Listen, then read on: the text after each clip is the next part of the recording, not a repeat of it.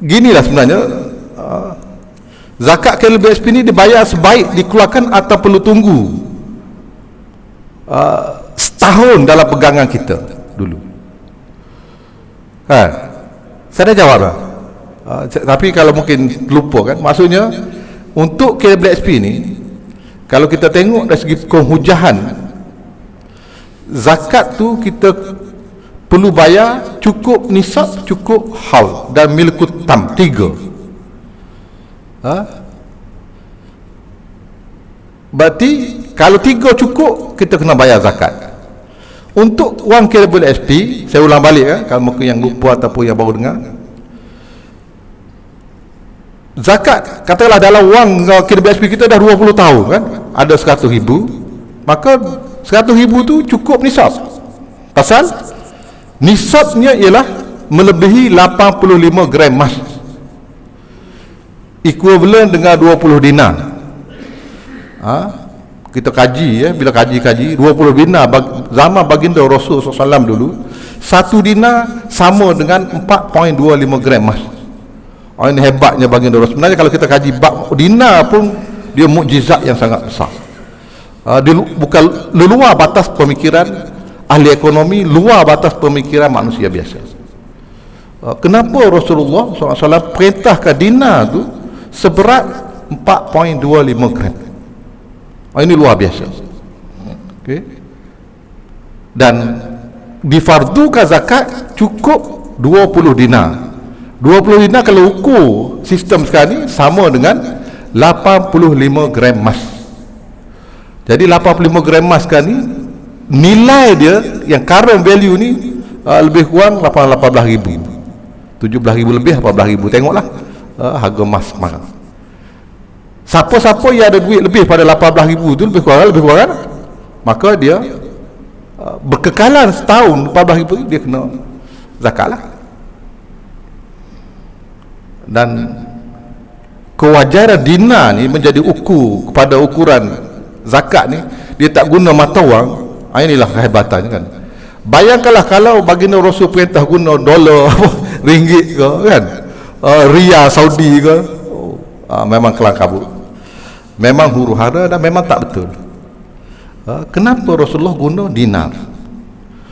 Kita pun kalau kita tengok, kita kaji sejarah ekonomi dalam negara kita kan, 1 ringgit tahun 30-an, 3 ringgit tahun 30-an seekor lembu. 3 ringgit. Tahun 2020 ni 3 ringgit. Tai lembu pun tak boleh beli kan. Apa? Inflasi. Sedangkan zaman baginda Rasul dulu, 1 dinar boleh beli seekor kambing. Kalau kita tengok banyak hadis kan, kisah-kisah bagi sahabat Rasulullah SAW, sahabat Abdurrahman bin Auf, dia nak niaga, dia guna 1 dinar. Dia ni di antara orang peniaga yang pandai bercakap, dia boleh beli 2 ekor kambing. Orang lain biasanya seekor kambing. Dan kita ukur sekarang ni 1 dinar seekor kambing tahun 1400 dulu kan, 1400 dulu. Kita ambil 1 dinar sekarang, memang kita boleh beli seekor kambing juga. Pasal 1 dinar sekarang harga 800 lebih. Ini hebatnya, dia dinar ni zero inflasi kalau dalam segi ekonomi. Zero inflasi. Sebab tu disyariatkan ikut emas. Abang itu cerita kelahiran sebagai tambahan kan, ekstra dari segi ekonomi. Kalau kita kaji ekonomi memang hebat. Ini sebenarnya banyak aspek ekonomi keuangan Islam ni yang di luar pemikiran manusia. Tapi balik pada KLBSP tadi, pertama cukup nisab 85, yang kedua cukup haul. Haul setahun. Setahun apa? Setahun Hijri, iaitu 354 hari 354. Kalau masih 365 ataupun 66, 365, kita Islam 354. Okey. Berarti kalau kita keluarkan pada 1 hari bulan 1 2019, bila cukup haul 23 hari bulan 12 2019. 354 hari. Kalau kita kira ni pada biasanya orang kira 31 hari bulan 12 2019 setahun. Salah. Setahun Masihi tak sama dengan setahun Hijri. Sebab tu kita kan sekarang pun kita, kalau kita perhati elok-elok kan, hari ni berapa hari bulan, hari ni berapa hari bulan, mesti kita akan jawab hari ni 16 hari bulan. Salah. Hari bulan, maksudnya hari kitaran bulan. Hari kitaran bulan 354, iaitu 24 Jamadil Akhir. Betul hari bulan. Hari matahari 16 ni. 16. Pasal kita daripada dulu pun kita guna hari bulan kalender Hijri. Lepas zaman Jepun jajah kita pun masih lagi guna kalender bulan. Bila kita merdeka guna kalender matahari.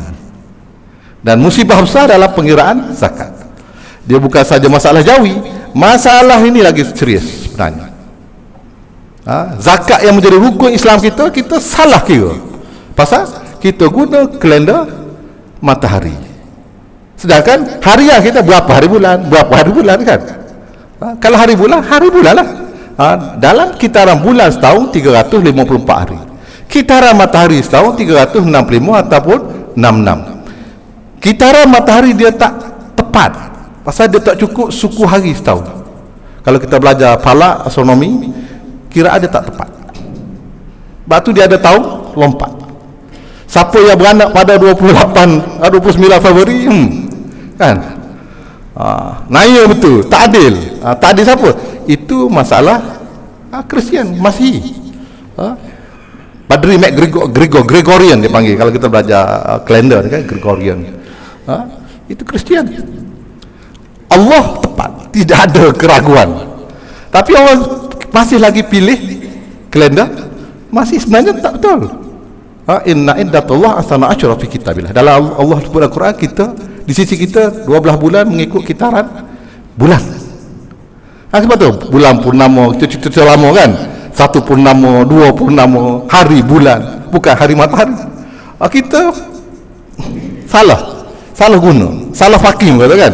Patut hari matahari kita guna hari bulan, tapi kita kekalkan lagi nama hari bulan, kita guna pada hari matahari.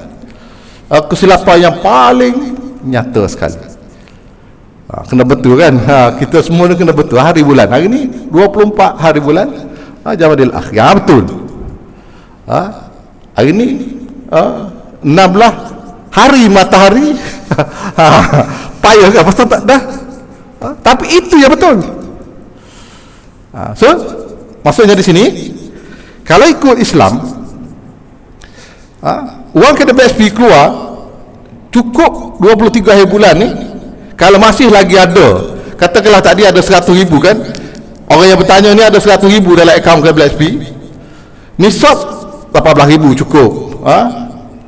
Nisab cukup dah. Yang kedua, haul cukup pasal 354 hari. Yang ketiga, milik sempurna. Milik kutam dalam bahasa Arab, milik sempurna. Kita kena cek 3 ni. Kalau cukup, bayar zakat. Okey? Berarti wang 100,000 kita tak usik. Cukup pasal lebih 18,000. 354 hari cukup haul. Milik sempurna, ini isu masalah. Pasal dalam KWSP kita tak boleh guna pada bila-bila masa. Wang KWSP ni boleh tak kita nak beli cendol ke, nak beli kereta ke, nak beli rumah ke, tak boleh. Pasal apa? Dia ada peraturan, iaitu setelah cukup umur sekian 55 tahun ataupun 60, dan untuk pembelian rumah dan sebagainya, kesihatan, ada beberapa peraturan. Kita tak seumpama duit dalam poket kita. Jadi bila cukup mil kutam, cukup setahun. Bila setahun tu 23 akhir bulan 20. Yang inilah yang digunakan oleh Majlis Fatwa Kebangsaan. Dan sekarang kita banyak majlis fatwa kan, negeri pun ada apa. Sebab tu Sebenarnya kalau saya tunjuk kan, negeri kita ni setiap majlis fatwa berbeza. Sebab tu kita ada berapa 13 majlis fatwa kan, berbeza. Adalah begini dan nilai nisab emas pun berbeza. Tapi apa yang penting kita faham, kita belajar guna kaedah asas dalam masalah kita zakat ni. Maksudnya cukup nisab, cukup hal, milik sempurna. Jadi kalau tanya saya lebih cenderung kepada cukup setelah setahun kita keluar ke BSP. Ada lagi 100,000, kena zakat 2,500. Ataupun guna dah pergi umrah, bayar kereta, pendahuluan kereta, balance 50,000, tapi 50,000 masih lagi melebihi paras nisab, kena zakat 50,000 tu 1,250. Pasal dah guna. Jadi ada orang tanya, kalau gitu kalau habis tak kena, apa masalah? Allah tak memerlukan kita, kita memerlukan Allah. Di situ poin dia. Kalau kita rasa aku ni kalau aku tak bayar nanti kena zakat, malaikat tahu dah kan. Tak usah duduk tembaran lah, memang malaikat dah siap-siap rokit dah adik kiri kanan. Jadi kita guna, saya nak guna ni untuk pergi haji, untuk umrah, pendahuluan kereta, tolong, tak ada masalah. Dia bukan macam income tax memang kajak memerlukan wang kita kan. Zakat Allah tak memerlukan kita, kita memerlukan Allah kan. Jadi berapa kita nak bayar terpulang. Jadi tak timbul isu nanti dia belanja tak kenalah zakat dia, untung lah. Tak ada untung apa-apa kan, tak ada apa-apa, tak ada kesan pada Allah Ta'ala. Itu untuk kaedah BSP. Jadi kalau ditanya saya, memang ada berbagai pandangan sebenarnya kan. Ada yang kata Segah Majlis Fatwa Kebangsaan kata keluar ke BSP tu dapat 100,000 tu bayar terus zakat. Ada yang Majlis Fatwa kata keluar ke BSP tunggu setahun. Dan saya kalau lebih apa pun ikut kaedah asal, cukup nisab, cukup haul, sempurna, cukup setahun semua ni bayar zakat. Maksudnya Majlis Fatwa Kebangsaan atau saya rasa lebih kuat hujahnya berbanding dengan yang lain-lain, pandangan-pandangan lain. Okey, itulah kan sebagai menjawab